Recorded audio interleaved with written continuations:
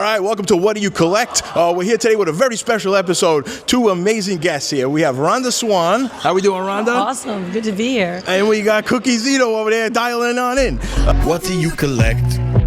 Show me your collection. You're my one of one. You're my kind of obsession. My big break. We're just doing live from the Modern Day Wife event. And as far as collectibles go, we want to talk a little non-conventional collectibles today. As most of the episodes that we do have Pokemon autographs, memorabilia. Just seeing how the popularity and the revenue that has been just increasing over the years financially with collectibles. But some people collect some other things. So let's find out a little bit about that today.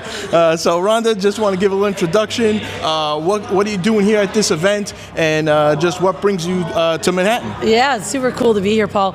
Well, I've actually been here all week. We're here for Fashion Week, and I've been hosting panels at Fashion Week and filming at Wall Street. But I love the topic because although I've never really collected collectibles, I definitely have to say, if you're a woman, I'm collecting bags and shoes.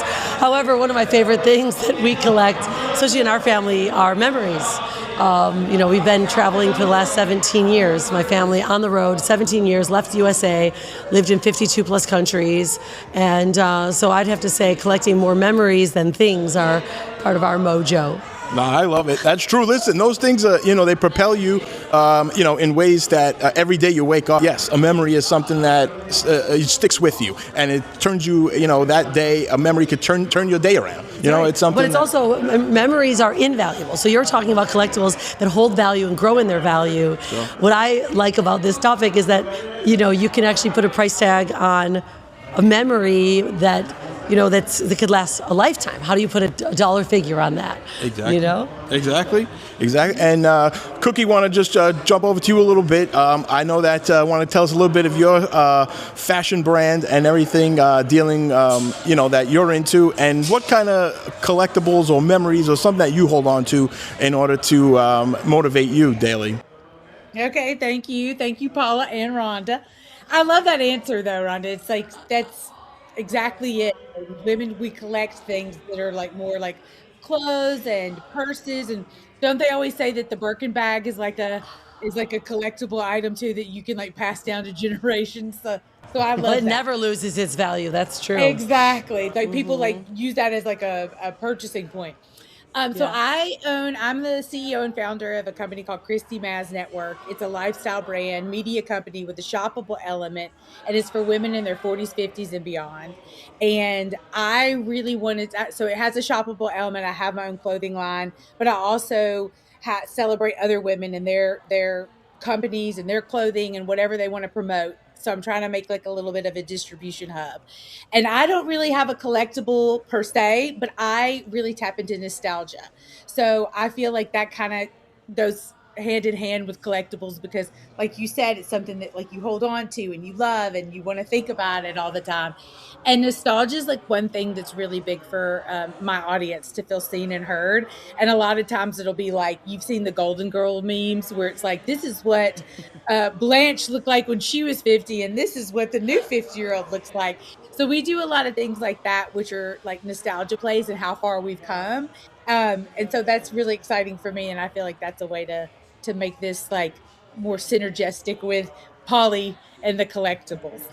Definitely, this is something that as you go along your day, you could kind of see the memories and, like you said, the nostalgia for things. It gives you, a new idea to do, for designing purposes. I know with the brand, does that give you some motivation and to say, all right, if you want to make your new spring line or fall line of clothes, do you have mood boards and things like that are as far as, motivate you to make those ideas?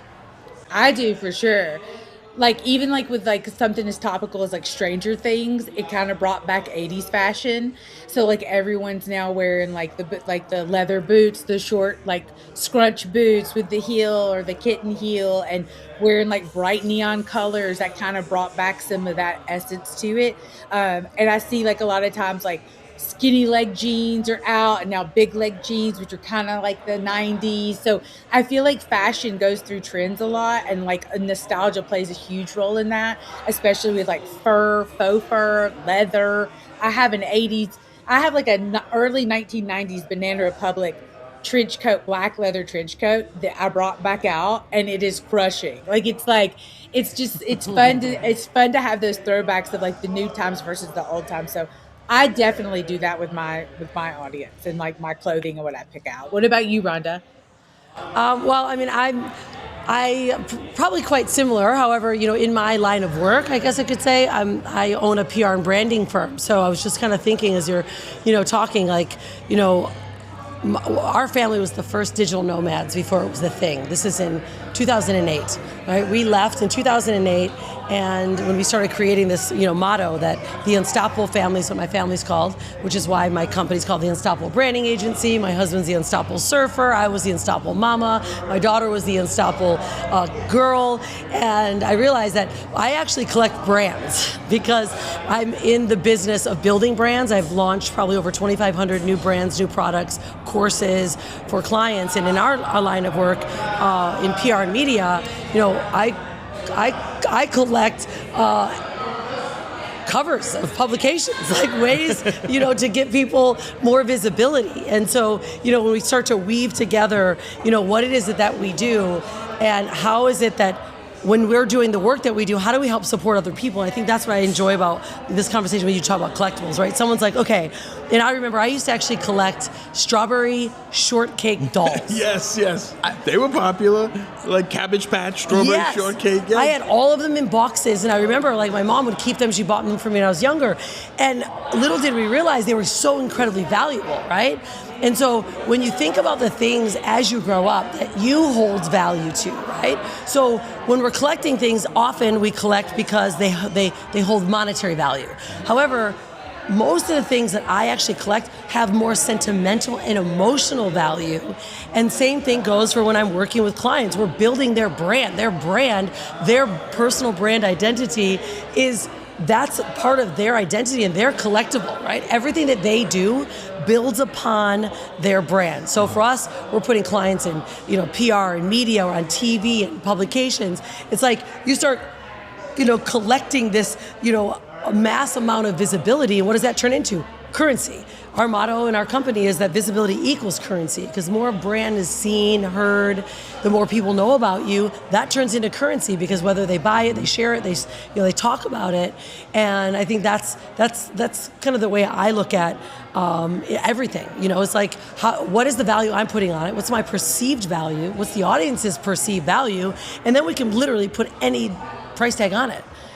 Right, like for you, Paulie, in the collectibles industry, is it have its own kind of ceiling, or not necessarily ceiling, but are collectibles being priced out based on market value? Is that kind of how it works? For sure. As far as just basically like some of the collectibles, as we were showing, I was telling to you a little bit before, just showing how they've increased. Pokemon itself has increased 4,000% over the last 10 years, where it's surpassing so many other markets that are out there. Where it's something that I feel like it's becoming almost a status symbol in today's pop culture with collectibles, because it's something that the younger generations have related to, and so much has become, say, from home or from digital, or since the pandemic. A lot of people have, not gone to work 5 days a week. So what's easy to show off from your home besides collectibles?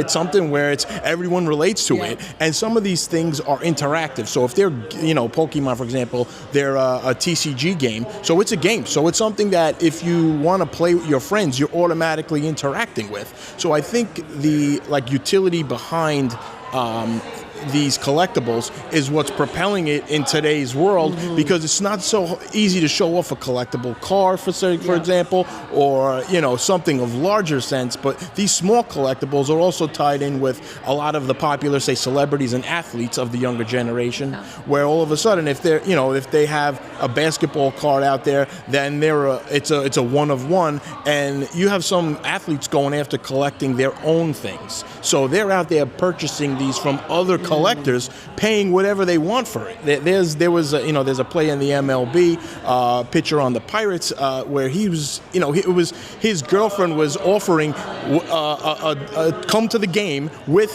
them and watch the game with her in the booth in order to get that card back, that one of one. It's like these becoming such a Are popular they still demand. trading cards? Is it still Trading they're cards. printing and trading, or are they the older ones? These are the newer players, and they are just growing because they're doing so many things. They're putting pieces of memorabilia in cards, Yeah. so it's like piece of the helmet, piece of Paul Skeens was the player that they were offering a trip to the game and sit in the VIP booth just so they could buy the card from whoever pulled his rookie patch. It was a patch that was on his first jersey, and that was so you get a chance to like now hang out with a celebrity just because you pulled a card from a pack that you maybe got at your local Target or Walmart. Like, so that's where kind of this is going, and I think the status symbol behind this, but it also ties into a lot of things, like we're saying, like with the fashion today. You know what I mean? Like, you're here today at this Modern Day Wife, yeah, so you want to tell us a little bit about the fashion sense of that? Of Yeah, this I mean, well, this event particularly is it's hosted by the Modern Day Wife, the two Meagans,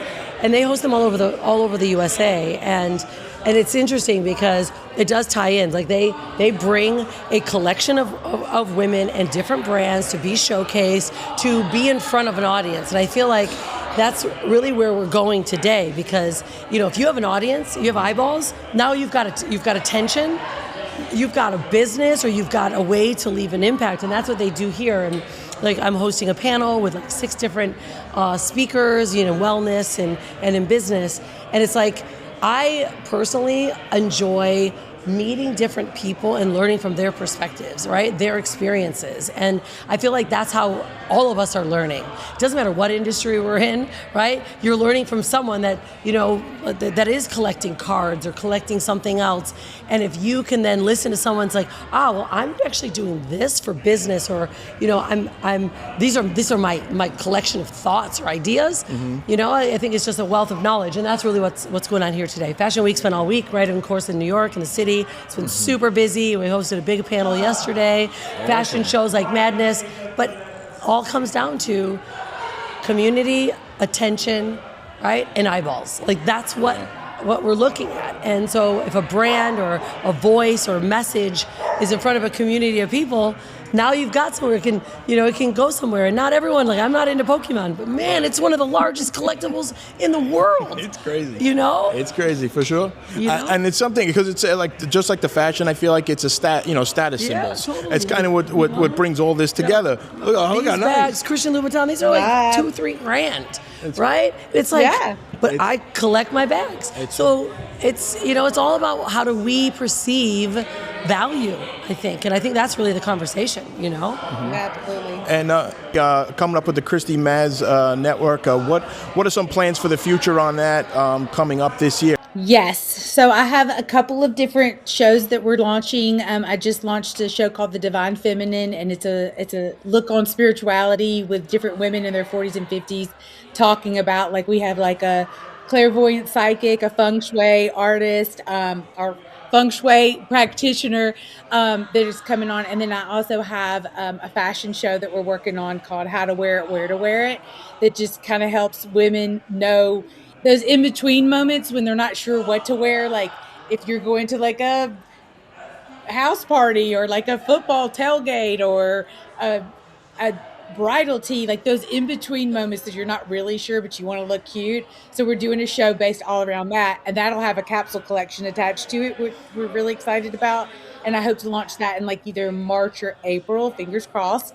And there'll be some really great pieces there. A lot of stuff that's like things that you can wear multiple times. Like we love classic staple pieces that you can wear that might have a little bit more of a statement piece to it, but it's classic, like a white t-shirt, but you can wear it long, you can wear it off the shoulder. Like we like to do things like that because women just don't have a lot of time, really busy, working, kids, empty nesters. Like that's kind of the demographic that I'm going after. So everybody's busy, running around, but still wants to look cute, feel confident.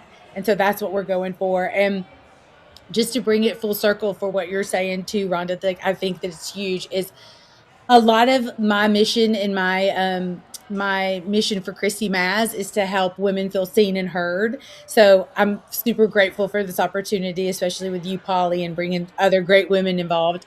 But it really is important to feel good in your clothes, right? And I think the first place that you feel confident is when you feel like you look good. So fashion is fun, and it is fun to like bring out confidence in somebody and what they're wearing. And like your purse, I was like, ooh, I want a red purse. It just brings that like joy spark. I'm like, I already love your coat. I love your purse. It's like, it's just very inspiring. So I just think that that's really fun. And I just wanted to say, I just wanted to tell you that you're inspiring and I love it.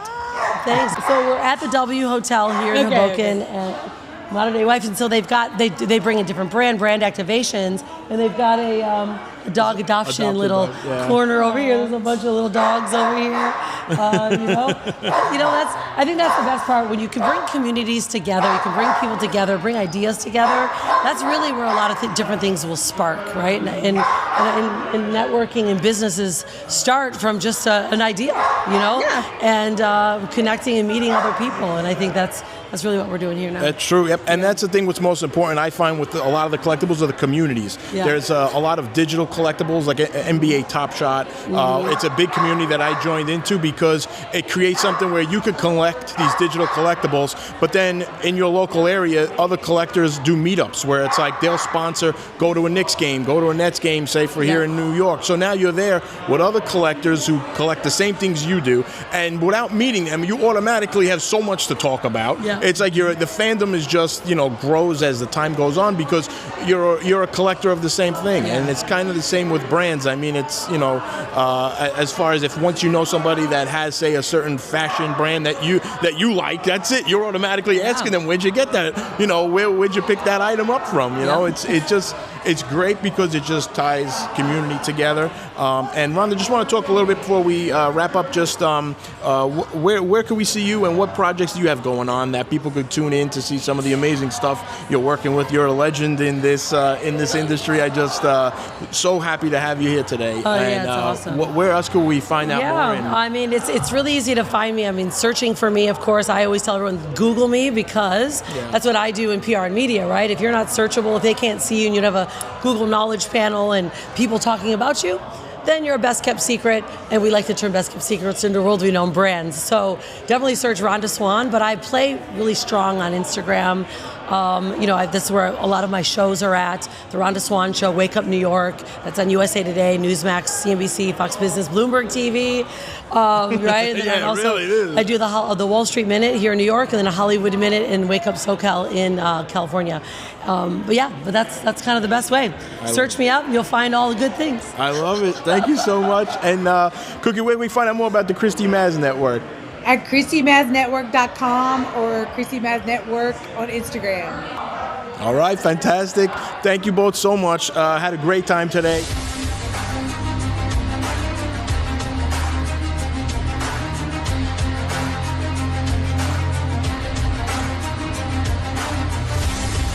All right, this is a little What Do You Collect? We're here at the Modern Day Wife, and how are you? I'm good. How are you? This event is going great, I hope. It looks amazing. So many fun things I've been filming, going around and taking a look at. So what brought this event here to Hoboken, New Jersey? Perfect. Well, my name is Meagan Ayres-Elieff. I'm the founder of Modern Day Wife. We also have Megan Fielkoff here, who is our other founder. And for us, this is our third time being in the area. We always partner with the W Hotel Group. They put on an event called What She Said. So essentially tonight we're bringing together content creators, regular women from the community, different people who want to connect to come out and just support what they're doing in their business. We're talking a lot about how you're managing both your business and your home life, whether that's like being married or having kids, really kind of honoring the seasons of life, but being able as a woman to come out and have a fun night of feminine energy. We also have men here too, which is great, but it's all about connections. I love it. It's we also on What Do You Collect? I have a series, the Women of Collecting, a series that basically just talks about all different objects. It could, all different collectibles. Oh, cool. So it could be, from cards to autographs. Some people have Oreo cookie collections, just crazy stuff. We're talking talking to a lot of people today though about maybe purses and shoes and fashion. Is there any collectibles or things in your collection, say, that are must-haves or something that you always will go after? Oh, well, I love that. This is great because also this event is in honor of New York Fashion Week, which is crazy that it's already this time of year. I mean, for me, I definitely like a good pair of shoes. That's always great. Or I love a good designer belt too. But I think kind of what you said, the bags are important too, but I always go for like accessories. collecting fun accessories, because I feel like then you can take any outfit and make it different. So are there certain brands or vintage or things that you kind of say that these are my go-to if I see it somewhere? I gotta add it to the rest of the ones I have. Oh, that's so cool. I mean, I would think vintage would be something I would love to get into. For me, mostly like I do like Gucci bags. That's kind of like my number one brand. Okay. One day I aspire to be in the Chanel category, but I'm all about my finances right now. That's one thing we're doing at Modern Day Wife. I'm like, collect the money, get the finances right, and then I can invest in something else. Change the levels of your collecting as it goes on. But that's great, because a lot of that correlates to a lot of people that collect sports cards and Pokemon. Because you can't always go for the big one, you know. You have to kind of work within your budget. Basically. Well, I guess I do collect cars with my husband. We have like about 8 cars, so we're working on our collection. But that's a whole other topic. Oh, okay, awesome.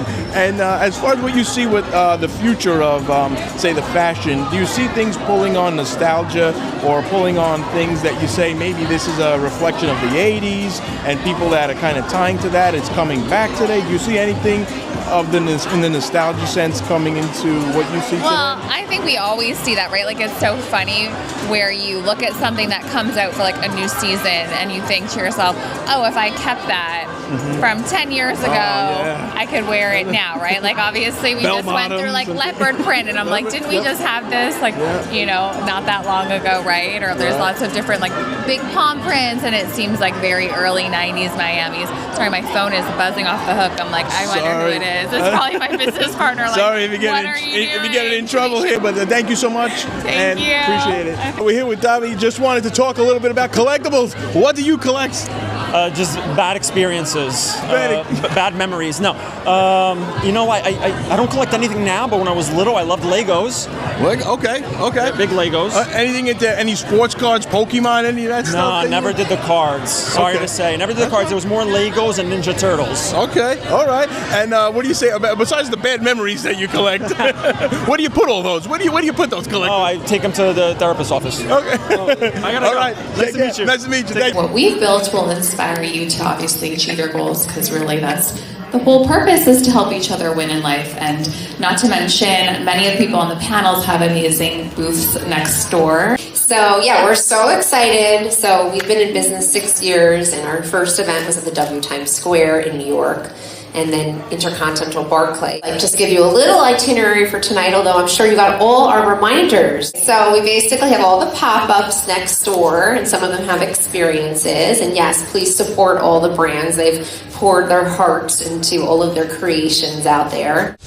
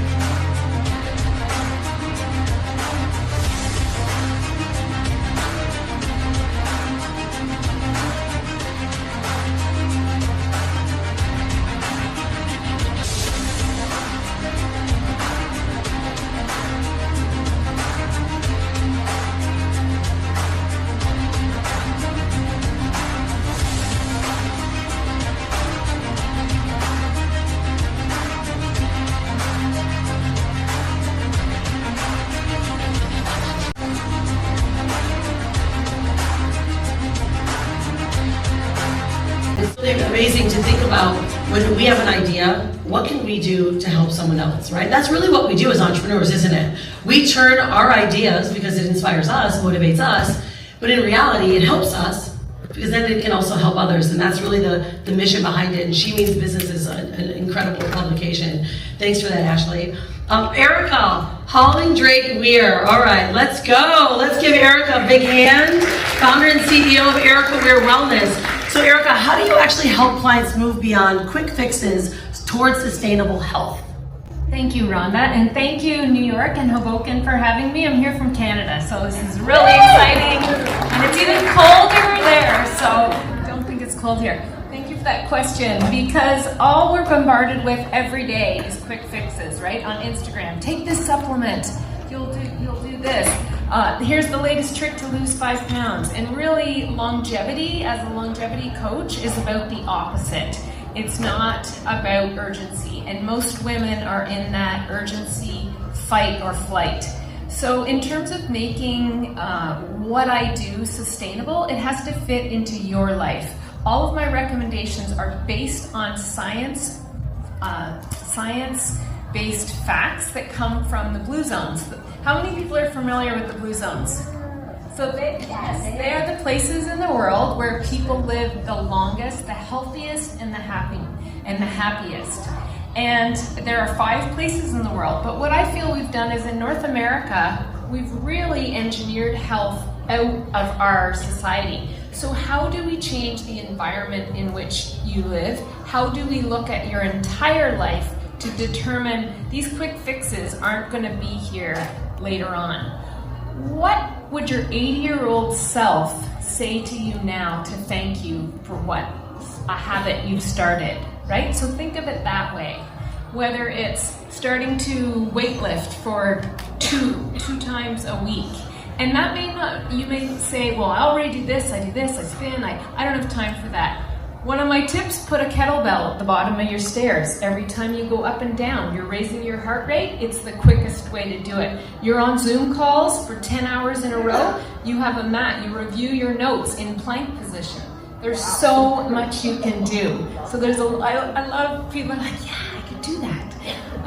So it's really about putting in those habits. Intermittent fasting doesn't work for you. It doesn't work for a lot of people. But can you add a handful of nuts every day? That adds 2 years to your life. And if it's walnuts, it adds 3 years to your life. So there's a lot of different ways that you can put in this health and happiness hacks or tips that will be there forever for you. Yeah, awesome. And have you ever heard of a centurion? These blue zones have the highest concentration of centurions in the world. That means they've lived for over 100 years. I want to learn from them. And you know what we were just in Japan, and they said the main reason why these people are living longer, it's not necessarily what they eat, nor is necessarily the exercise, it's the community. It's the community, right? And that's really what we're talking about today, because oftentimes entrepreneurs, we suffer in silence or we grow in silence. Why do we have to do it in silence? If we can create communities together, that's actually how we grow. And that's what I love what the Meagans are doing and the Chelseas do here at Modern Day Wife. They bring community together, so it gives all of you an opportunity to meet each other. So use this time and space, because community will help you live longer.